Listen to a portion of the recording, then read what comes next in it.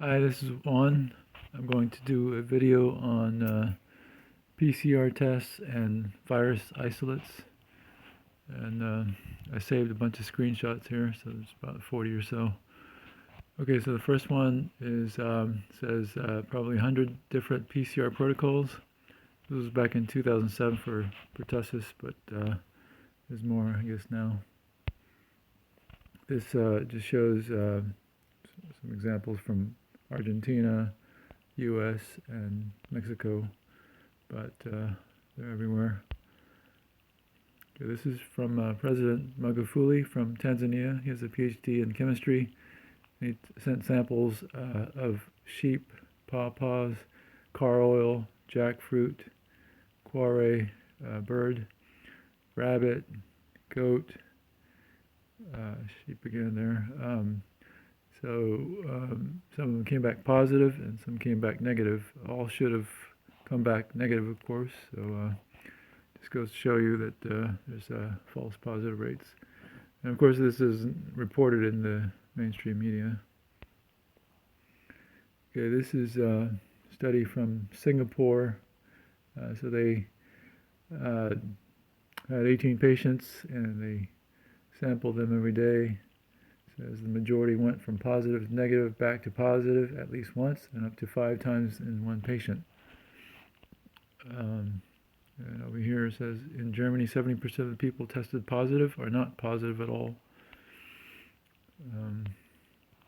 The same article says adding to the skepticism are pathologists who are not who are yet to find a single autopsy showing COVID-19. And here it says the CDC has even quietly updated that only 6% of the 180,000 U.S. virus deaths are directly attributed to the virus. This was back in the summer, so 94% had comorbidities on average of 2.6, diabetes, pneumonia, things like that. Same article.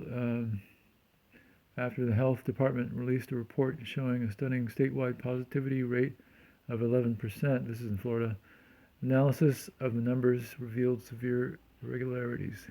Many labs reported 100% positivity, meaning that every test came back positive. Centra Care reported that 83 people who submitted tests were all counted as positive. The Orlando Veterans Affairs Medical Center reported a 76% positivity rate. NCF Diagnostics reported tests at a 88% positivity rate, and Orlando Health reported a 98% positivity rate. So in this article, they submitted this question to the original 4 studies. Do your electron micrographs show the purified virus? And so for this author answered back, the image is the virus budding from an infected cell. It is not purified virus. And this study too, we could not estimate the degree of purification because we do not purify and concentrate the virus cultured in cells. Although their article was titled Identification of Coronavirus Isolated from a Patient in Korea with COVID-19. And study 3, we did not obtain an electron micrograph showing the degree of, I don't know, that's cut off, but the title also says virus isolation when they admit that they did not isolate it. They asked Dr. Charles Kalischer here, and he reported that polymerase chain reaction tell little or nothing about how a virus multiplies, which animals carry it, or how it makes people sick. We asked Dr. Kalischer whether he knows one single paper in which SARS-CoV-2 has been isolated and finally really purified. His answer, I know of no such a publication. I have kept an eye out for one. So it says here, and if these tests are not quantitative tests, they don't show how many viral particles are in the body. And again, it says, but it cannot determine where these particles came from, because it's just taking all the cellular debris, the DNA and RNA from your cells and viruses and bacteria. With only a few mouse clicks as well, a program can create any virus by putting together molecules of short parts of nucleic acids from dead tissues and cells. And down here it says, this process of theoretical construction of the viral DNA, those sequences that don't fit are smoothed out and missing ones are added. Thus, a DNA sequence is invented which doesn't exist in reality and which was never discovered and scientifically demonstrated as a whole. Okay, down here it says, if you can't isolate it, you have failed to prove anything. No electron microscope images of SARS-CoV-2. So it says here, widely respected professional scientist in the U.S. prefers to stay anonymous. And he says down here, we are testing people for any strain of a coronavirus, not specifically for COVID-19. There are no reliable tests for a specific COVID-19 virus. Okay, this is an article from Tom Cowan, who wrote The Contagion Myth. The CDC designed 37 pairs of nested PCRs spanning the genome on the basis of the coronavirus reference sequence from GenBank. And then down here it says, a group of researchers claim to have found a unicorn because they found a piece of a hoof, a hair from a tail, and a snippet of horn. They then add that information into a computer and program it to recreate the unicorn. So this is his analogy of what they're doing, using the 37 pairs. Later on in the article, he says, the virologists found that solutions containing SARS-CoV-2, even in high amounts, were not, I repeat, not infective to any of the 3 human tissue cultures they tested. Down here it says, it is only infective to monkey kidney cells, and only then when you add 2 potent drugs, gentamicin and amphotericin, known to be toxic to kidneys, to the mix. Down here it says, they simply say they can provide virus stocks cultured only on monkey viro cells. Thanks for coming. So this is the actual study that Tom Cowan is referring to.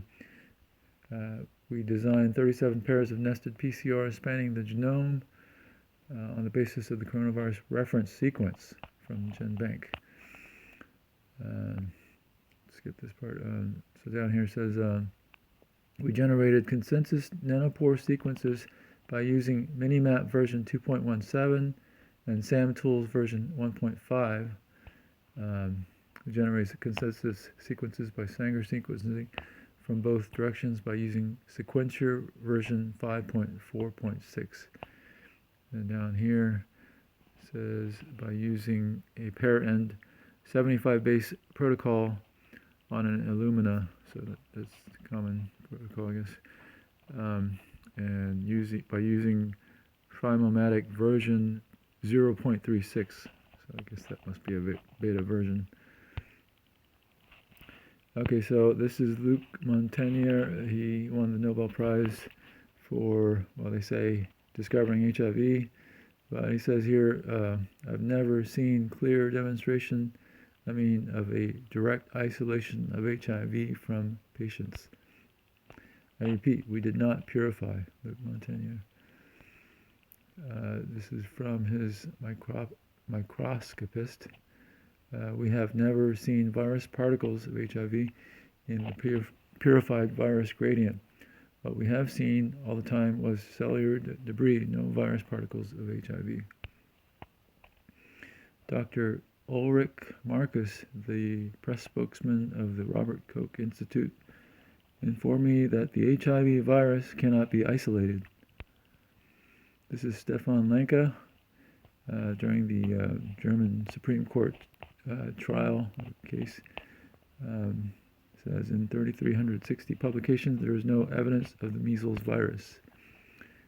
Lenka again, it says, none of the 6 publications which were introduced to the trial contain scientific proof of the existence of the alleged measles virus.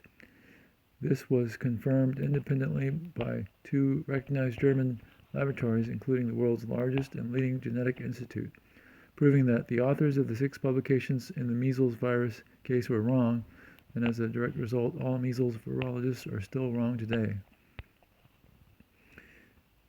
We have not received even one concrete answer which provides evidence for the existence of those vaccination viruses. It's a photo from GISAID, the GISAID website, showing all the variations of the SARS-CoV-2 genomic sequence from different labs around the world.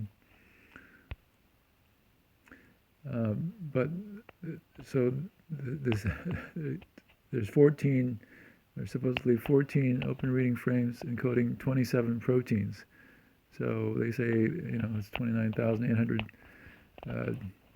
nucleotides long, and that encodes for the 27 proteins. I guess they must change slightly from place to place.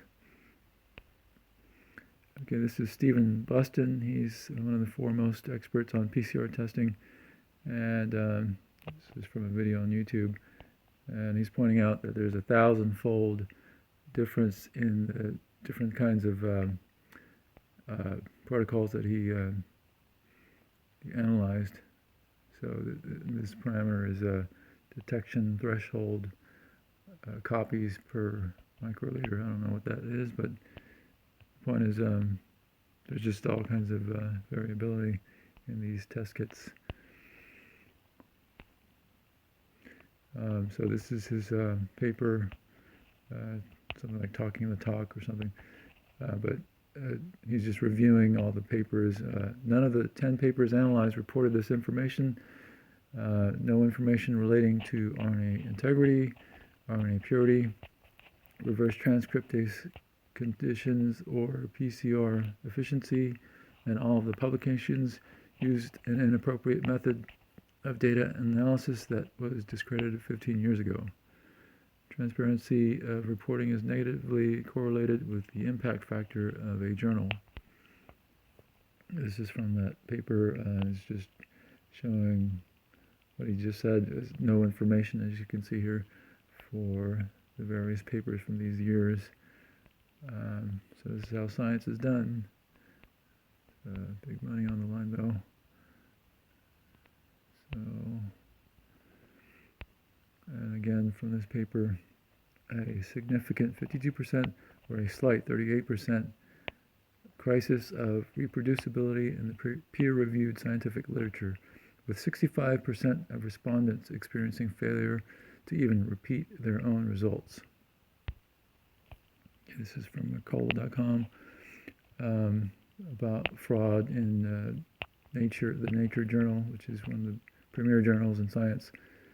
Alina Chan reported, it says here, it appears Nature, a top medical journal, has allowed authors to secretly alter data sets in their papers without publishing notices of correction. Chan's investigation reveals authors have renamed samples, failed to attribute them properly, and produced a genomic profile that doesn't match the samples in their paper. Others are missing data.